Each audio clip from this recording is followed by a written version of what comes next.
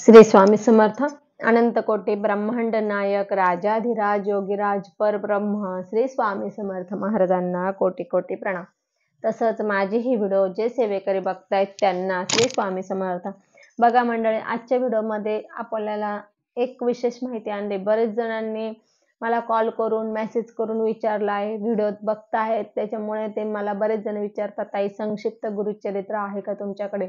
तर माझ्याकडे पहिले नव्हतं, मी मागवलेलं नव्हतं. कारण की अशी गोष्ट होती की ते केंद्राचं बुक नाही आणि माझ्याकडे असतात केंद्राचेच बुक. पण मला खूप जणांनी कॉल केला, मेसेज केला, खूप जणांना हवं आहे ते, म्हणून मग मी ते मागवलं आहे. तर हे बघा, ते आहे असं संक्षिप्त गुरुचरित्र आहे ते, आणि हा ग्रंथ आपण आज आणलेला आहे. तर आता याचं पाठ कसे करायचे, हे कसं वाचायचं, हे मी आजच्या व्हिडिओमध्ये आपल्याला सांगणार आहे. ग्रंथ मी बघितलेला नव्हता, मी आणल्यानंतरच ग्रंथ बघितला. ग्रंथ खरोखर आहे तसं छान आहे. ग्रंथ म्हणजे अगदी छोटासा आहे. आता हे सप्तशती जे आहे ते 700 ओळींचं असतं, ते हे 700 पण नाही, हा 325 ओळींचा ग्रंथ आहे. 7 अध्याय आहे याच्यामध्ये. आपण याचं सुद्धा पारायण करू शकतात. त्याच्यामध्ये पण ग्रंथाचे सगळे वाचण्याचे नियम वगैरे दिलेले आहेत. त्यानंतर हा ग्रंथ सुद्धा आपल्याला गुरुचरित्राचे जसं आपण संकल्प करतो, नियम करतो, पथ्य पाळतो, अशाच पद्धतीने सर्व त्याचं करायचं आहे. आता आपल्याला गुरुचरित्राचे बऱ्याच व्हिडिओमध्ये किंवा मी पण सांगितलेलं आहे, त्यामुळे आपल्याला माहितीच आहे. त्यामुळे आपण पुन्हा त्याच्यामध्ये काही वेळ घालवत नाहीये. आता हे आहे नाशिकचंच आहे बघा प्रकाशन, संक्षिप्त गुरुचरित्र, चिंतामणी रामचंद्र वझे. नाशिकचंच आहे ते, गोराराम मंदिर लेन, नाशिक. स्वानंद नोटबुक सिडको.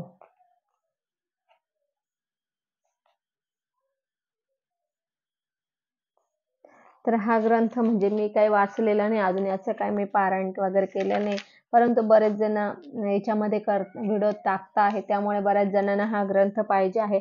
त्यामुळे हा आपण आता अवेलेबल केला आहे. आपण मागवले आहे ते ग्रंथ. बघा, त्यांनी सांगितलेले स्त्रियांनी वाचण्यास हरकत नाही आहे, त्यामुळे आपण वाचू शकतो. ग्रंथाचे नियम दिलेले आहे. ग्रंथ हा एका लाईन वाचायचा आहे, शांत आणि सुस्पष्ट आवाजात वाचायचा आहे. उच्चार आपले वाचण्याचे स्पष्ट असावे. त्यानंतर ओळखण्याचे घाईघाईत असं उच्चार आपले चुकायला नको. घाईघाईत वाचायचं म्हणजे पटपट वाचण्याचा प्रयत्न करायचा आणि उच्चार चुकायला नको. त्यानंतर वाचण्यासाठी नेहमी पूर्वाभिमुख किंवा उत्तराभिमुख बसावं, म्हणजे उत्तराभिमुख पूर्वेला किंवा उत्तरेला तोंड करून बसावं. त्यासनं वाचण्यासाठी एक ठराविक वेळ द्यावी असावी. आता हे ग्रंथाचे नियम ग्रंथात दिलेले आहे, ते सांगते मी तुम्हाला. त्यानंतर ह्या दत्तात्रयाची मूर्ती किंवा म्हणजे दत्तांची मूर्ती किंवा स्वामींची मूर्ती किंवा स्वामी म्हणजे स्वामींसमोर, थोडक्यात तुम्ही देवांसमोरच बसा.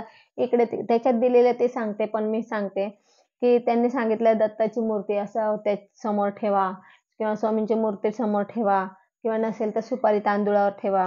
परंतु आपल्याला डायरेक्ट आपण आपल्या देवघरासमोरच बसायचं वाचायला, म्हणजे हे सगळं मांडायची आवश्यकताच नाही.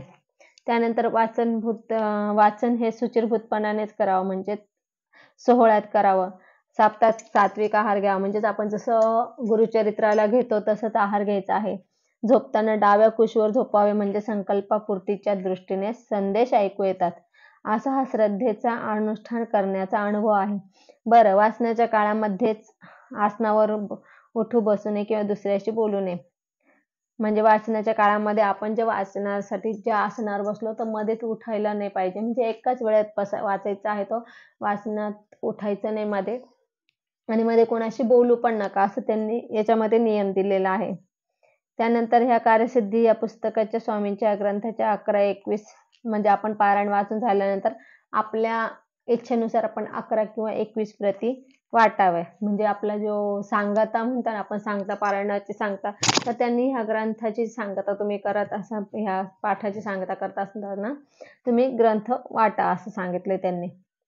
आता त्यांनी दिलेलं आहे मग आचमन दिलेलं आहे. आचमन दिलेलं आहे. विष्णूची 24 नावं आहे. त्यानंतर त्यांनी देवांचं चिंतन दिलेलं आहे. त्यानंतर संकल्प पण दिलेला आहे त्यांनी. त्यानंतर संकल्प दिलेला आहे आणि संकल्पानंतर तुमचं ग्रंथपूजन करायचं आहे. आणि मग रोजच्या उपासनेनंतर दत्त महाराजांचा मंत्र दिलेला आहे. तुम्ही रोज वाचताना दत्त महाराजांचा कोणता मंत्र म्हणायचा. त्यानंतर दत्त महाराजांचं काय कुठले कुठले श्री दत्त वंदन आहे, श्री दत्त चिंतन आहे, श्री दत्त मंत्र आहे, श्री गुरु मंत्र आहे आणि श्री दत्त मंत्र आहे. असं हे सर्व 5 मंत्र आहे. हे 5 मंत्राचं पठण करायचं आहे 11 किंवा 21 वेळा आणि मग नंतर तुम्हाला तो ग्रंथ वाचायला त्यांनी सांगितलेला आहे. त्यानंतर हा ग्रंथ सुरू होतोय, पहिला अध्याय सुरू होतोय.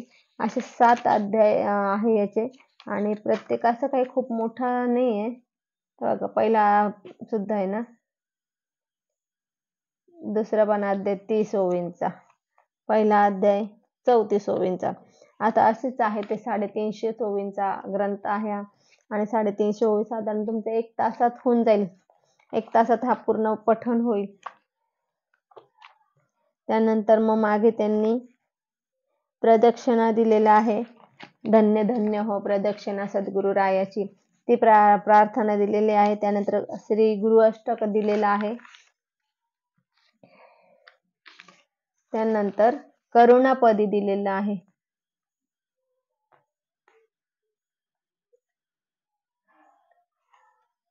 करुणापदी दिलेला आहे. त्यानंतर आणि मग आरती दिलेली.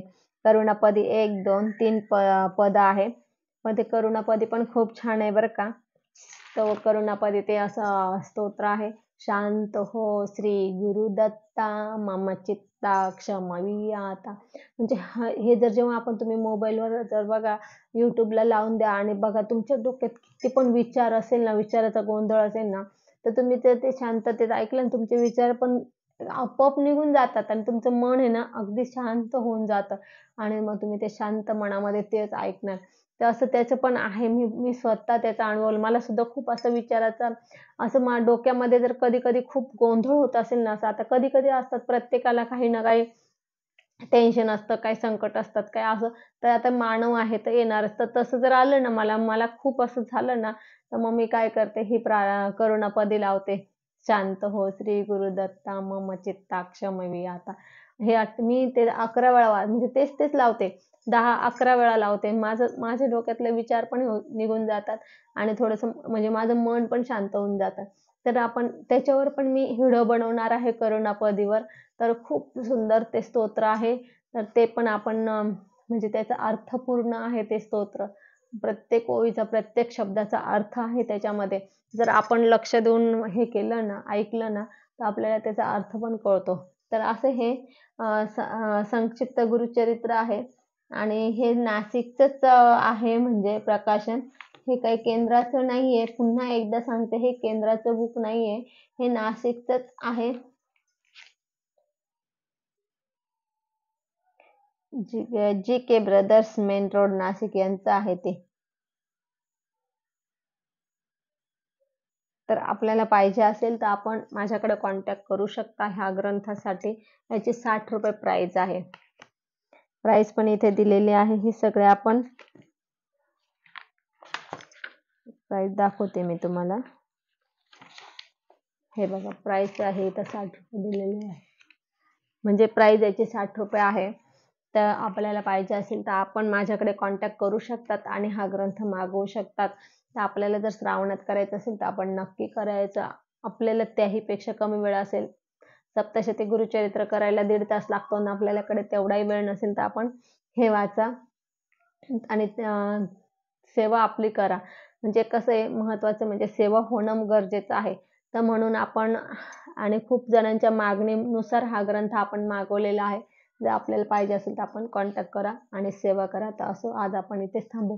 झालेली सेवा स्वामींच्या चरणी अर्पण करू. आपल्याला जर माझी ही व्हिडिओ आवडली असेल तर लाईक, शेअर, कमेंट करा. माझ्या चॅनलला सबस्क्राईब करा. श्री स्वामी समर्थ.